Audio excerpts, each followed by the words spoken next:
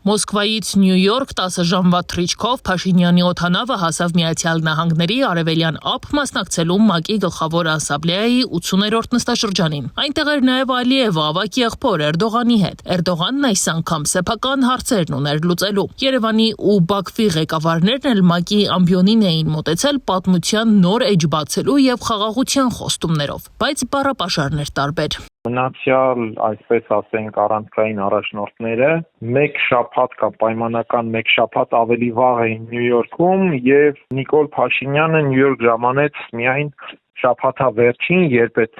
առաջնորդների մասնակցության շաբաթը արդեն ավարտվում էր եւ հիմնականները ելույթ ունեցել եւ հեռացել էին, այդ թվում օրինակ Էրդողանը, նաեւ Ադրբեջանի նախագահը, իսկ մինչ այդ Փաշինյանը Մոսկվայում մասնակցեց ատոմային գագաթնաժողովին կամ ատոմային գլոբալ ֆորումին Ռուսաստանի Դաշնության նախագահի հրավերով։ Սա կարծում եմ էական հանգամանք է։ Քաղաքագետի գնահատմամբ Փաշինյանի ելույթները առանձնապես չեն տարբերվել Ալիևի հռետորաբանությունից։ Դրանք տեղավորվել են վերջին 3 տարվա ընդհանուր խոսույթի շրջանակում։ Միաժամանակ նկատելի է այն հանգամանքը, որ Փաշինյանը որքան էլ հայտարարի խաղաղության հաստատման մասին, այդ խաղաղությունն առայժմ չունի ամուր հիմքեր։ Խաղաղությունը խոսքով կամ նույնիսկ փաստաթղթերով չէ որ հաստատվում է, այլ ուժերի բալանսով։ Եվ այդ ուժերի բալանսը ոչ միայն հակամարտող կողմերի միջև, այլ նաև այն գերտերությունների, որոնք էապես շահագրգռված են Հարավային Կովկասում այս կամ այն իրավիճակով եւ Կովկասը դիտարկում են որպես իրենց առանցքային հետաքրքրությունների ուղղություն, կենսական նշանակության կամ թեկուզ էական տակտիկական նշանակության։ ՄԱԿ-ի 80-րդ նստաշրջանում Փաշինյանն իր ելույթում հայտարարեց Հայաստանի եւ Ադրբեջանի միջև խաղաղություն հաստատված է, շեշտելով օգոստոսի 8-ի Վաշինգտոնի հռչակագիրը, որը ստորագրվել է Միացյալ Նահանգների նախագահ Դոնալդ Թրամփի ներկայությամբ։ Հետաքրքիր մեկ այլ փաստ է նկատելի գագաթնաժողովի այս նստաշրջանից։ Փաշինյանն անդրադարձել է Ալիևի Զանգեզուրի միջանցք արտահայտությանը հերթական անգամ հայտարարելով, թե այդպես չեն պայմանավորվել։ Վաշինգտոնում պայմանավորվածությունը այլ էր։ Ըստ էության Ալիևը աշխարհի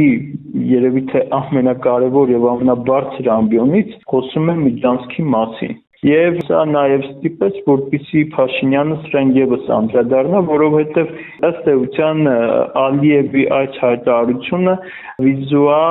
կարծես թե վիզուալիզացնում եւ վերբալ մակարդակում աշխարհի թիվ 1 ամբիոնից լեգիտիմացնում էր այսպես կոչված Զանգեզուրյան միջանցք տերմինը։ Եվս մեկ կարևոր նկատառում ՄԱԿ-ի բարձր ամբիոնից հնչեցրած թեզերի մասին։ Քաղաքագետի տպավորությամբ աշխարհի առաջնորդների ուշադրության կենտրոնում գտնվող այս գագաթնաժողովում Փաշինյանի ելույթը ավելի շատ նախընտրական քարոզարշավի էր նման։ Շատ քիչ են դեպքերը, երբ այս ամբիոնը օգտագործվում է ներքին քաղաքական հարցեր քննարկելու,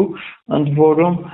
ես որքան փորձեցի փնտրել, ավելի շատ հենց Փաշինյանի նաև 2018 կամ 19 թվականներին ՄԱԿ-ում հնչեցված ելույթներ, որը դարձյալ վերաբերում էր հեղափոխությանը Հայաստանում կատարված,